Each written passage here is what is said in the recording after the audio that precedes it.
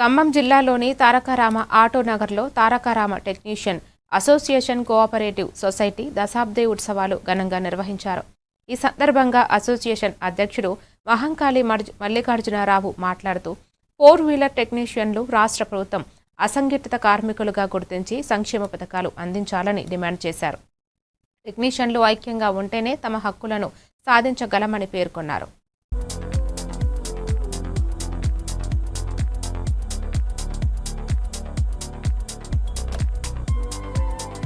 కరెక్ట్గానే దాన్ని ఉపయోగిస్తున్నారు.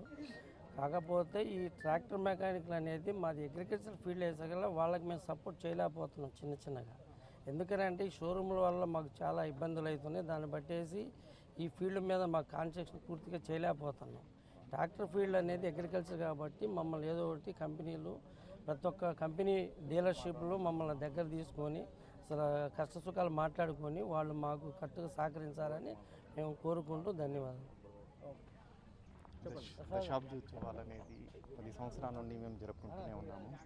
ఇందులో మా కార్ ఫీల్డ్లో చాలా సమస్యలు ఉన్నాయి. ఇవన్నీ ఇక్కడ కూర్చొని మనం అందరం డిస్కస్ చేసుకుంటూనే ఉన్నాము. ఇవన్నీ సమస్యలు మాకు చాలా అవసరాలు ఉన్నాయి. ఇక్కడ ఈ మాట మన ప్రభుత్వం